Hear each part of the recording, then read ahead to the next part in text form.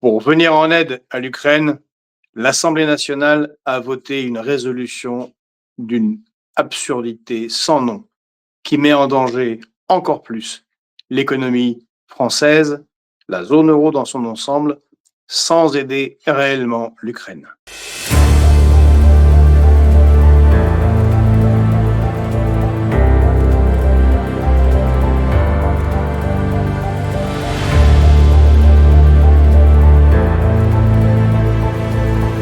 Ce mercredi 13 mars, l'Assemblée nationale a voté une résolution, c'est-à-dire pas une loi, mais un désir de saisie des avoirs russes afin d'aider l'Ukraine. On parle de 210 milliards. Alors pour certains, à prime abord, cela pourrait sembler comme une bonne chose, un soutien à un peuple agressé.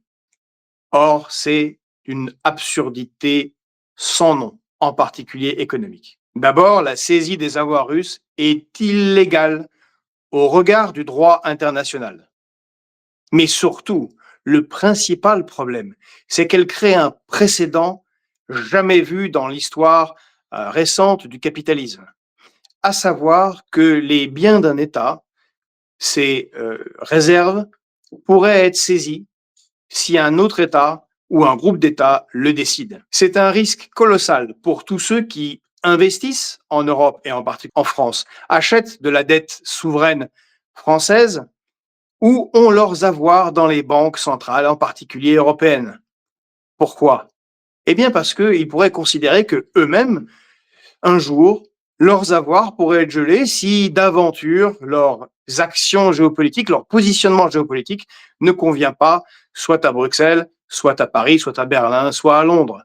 Et de réorienter leurs investissements et leurs réserves dans les banques centrales, et bien dans des pays où ce risque n'existerait pas. C'est fondamental à comprendre et on ne l'explique pas assez à nos concitoyens et visiblement, la plus grande partie du personnel politique français ne se rend pas compte de cette conséquence. Elle est par ailleurs totalement inopérante. Pourquoi? Eh bien, parce que la Russie pourrait, elle, en rétorsion, en action miroir, se saisir des avoirs des pays européens qui se saisiraient des avoirs russes. Il faut savoir qu'en 2021, les investissements directs européens s'élevaient à 331 milliards d'euros, que depuis 2008, 75% des investissements directs étrangers, les IDE, proviennent de l'Union européenne. Ça veut dire que la Russie a toute l'attitude de se saisir de biens appartenant à l'Union européenne, à des pays de l'Union européenne ou spécifiquement à la France. Par exemple, les investissements massifs de Total dans les gisements gaziers de Yamal, un petit exemple, ou les usines de Renault qui disposaient de 30% du marché automobile russe, et ainsi de suite. Et puis, visiblement, lors de ces débats, ils n'ont pas rappelé, et c'est beaucoup tu, eh bien que le volume financier versé à la Russie depuis le début de la guerre, depuis le 24 février 2022, est supérieur à l'aide européenne à l'Ukraine. Comme niveau d'absurdité, ça se pose là. Par ailleurs, c'est bien saisi. Eh bien, y compris à l'Assemblée nationale, il a été clairement dit que il ne pourrait pas servir pour le financement de l'effort de guerre de l'Ukraine. Ce serait là absolument illégal au regard du droit international. Cela ne pourrait servir que pour la reconstruction de l'Ukraine. Mais de quoi on parle là? Reconstruction de l'Ukraine? Quand? Quelle zone? Puisque la partie de l'Ukraine qui a subi le plus de dégâts en termes de destruction de villes, de villages, d'usines, de mines, de terres agricoles, eh bien, sont dans les zones, fort logiquement, occupées par la Russie, puisque la Russie a conquis ces territoires par des combats. Alors quoi? Ça veut dire que l'Union européenne saisirait les avoirs russes pour les redonner aux Russes pour reconstruire dans la zone qui serait maintenant la Russie? Je pense que c'est par facétie. Le Kremlin a déjà dit qu'il était tout à fait d'accord avec cette option, que les biens lui soient saisis pour être restitués afin de reconstruire l'Ukraine. Bien évidemment, les Européens et spécifiquement les députés qui ont voté pour, il faut le dire, pas d'une si grande majorité, 284 députés ont voté pour, le RN s'est abstenu et la LFI a voté fort logiquement contre. Eh bien, pour beaucoup de ces députés qui comptent se servir des avoirs russes pour reconstruire l'Ukraine, eh bien, on comprend donc dès lors que eux sont restés dans un fantasme géopolitique complet, c'est-à-dire que ces territoires conquis par la Russie, y compris la Crimée, seraient restitués à l'Ukraine, ce qui bien évidemment ne sera pas le cas.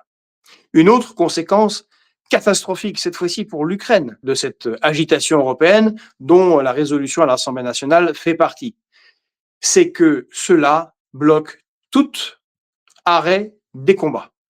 Pourquoi? Eh bien parce que les Russes diront aux Américains avec qui ils négocient en Arabie Saoudite, écoutez, vos propositions de cessez-le-feu ou de paix ou de négociation sont bien intéressantes, mais vous ne tenez pas vos propres troupes. Et comme vous êtes ensemble dans l'OTAN avec les Européens, bien évidemment, nous n'engagerons rien de concret, encore moins un cessez-le-feu, si nous ne sommes pas sûrs que les Européens sont à 100% alignés derrière vous. Or, les Russes rappellent que dans la solution que eux proposent, la solution de paix, sinon ils continuent la guerre, hein, c'est simple, eh bien, il doit y avoir restitution des avoirs gelés. Et ce serait d'ailleurs, encore une fois, parfaitement conforme au droit international. Donc, notre Assemblée nationale a voté une résolution qui ne sera même pas applicable si jamais la paix survenait et qu'un accord s'était été signé entre les Russes et les Américains. Je sais, c'est désagréable, mais c'est entre les Russes et les Américains que se passent les négociations.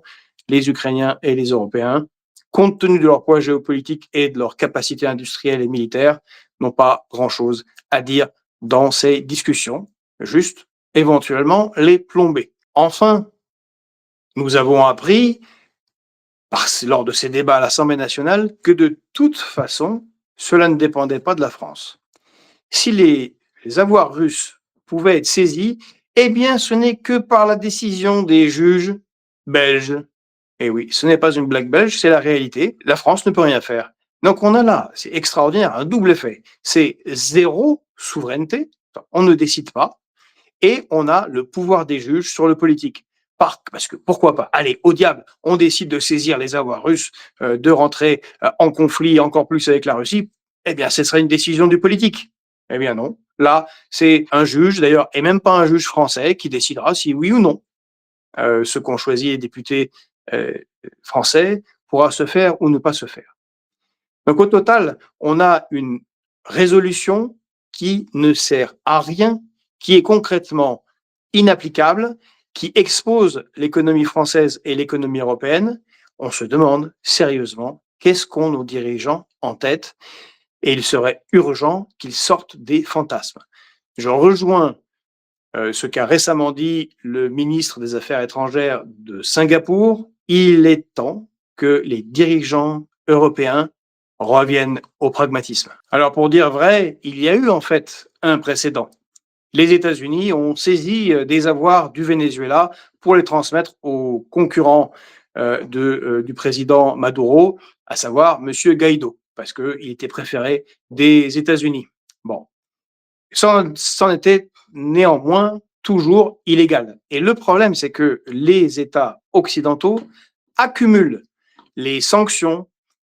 Cette saisie, qui était la première au Venezuela, maintenant une saisie majeure contre un État très puissant, la Russie, et énormément de sanctions qui, faut-il le rappeler, sont illégales. Les sanctions, au sens du droit international, peuvent être prises par une décision de l'Organisation des Nations Unies, à l'ONU. Voilà. Hors de cela, c'est illégal. Or, de plus en plus de pays, et nous l'avons bien senti lorsque nous avons fait le reportage pour vous à Kazan, au sommet des BRICS, avec Pedro, eh bien, c'est que les États du Sud, le Sud global, qu'ils soient puissants ou pas puissants, ne supportent plus cette politique néocoloniale occidentale de sanctions et de saisie des biens ou de menace des saisies des biens par les pays occidentaux qui, trouvent-ils, devraient plutôt balayer devant leur porte au regard du droit international qu'ils ne respectent pas toujours et des actions internationales souvent unilatérales, violentes et militaires qu'ils entreprennent contre des États du Sud global. Alors encore une fois, tout ce que je vous dis là pourra bien sûr être considéré comme étant pro-russe, sauf que c'est ça la réalité. Or, le risque, je le répète, c'est de se retrouver dans une situation où nos économies sont abandonnées par des acteurs de plus en plus puissants, parce que de plus en plus riches, parce qu'ils se développent dans le sud global et qui ne voudraient pas se retrouver pieds et poings liés face à des pays occidentaux qui décideraient de saisir leurs biens, eh bien, quand les pays occidentaux le décident. C'est d'ailleurs ce que nous avons vu et qui était très très important à Kazan, c'est ce nouveau fonctionnement des BRICS qui met clairement dans la logique de relation entre des États BRICS qui ne sont pas toujours d'accord, qui peuvent être même adversaires géopolitiques, eh bien, c'est de ne pas utiliser entre eux cette logique de sanction. Nous avons un énorme train de retard par rapport à la géopolitique mondiale telle que se construit et visiblement un très, très, très gros train de retard du côté de l'Assemblée nationale qui continue à voir l'Occident, à voir l'Europe comme une très, très grande puissance mondiale néocolonial, capable de dicter son fait au reste du monde. C'est très exactement le contraire qui se passe. Si vous avez aimé cette vidéo, si vous aimez bien ce que l'on fait, les analyses sur ligne de front, sur fréquence populaire, n'hésitez pas à liker, à commenter, on a besoin de vos commentaires et bien sûr de partager, de faire connaître Fréquence Populaire, de faire connaître nos vidéos, quels que soient vos centres d'intérêt. Il y a sûrement des centres d'intérêt qui correspondent à ce que l'on fait. Si c'est la géopolitique, partagez ligne de front, likez et n'oubliez pas de vous abonner également sur TikTok et sur Telegram et bien sûr sur YouTube si ce n'est pas encore fait. À très bientôt.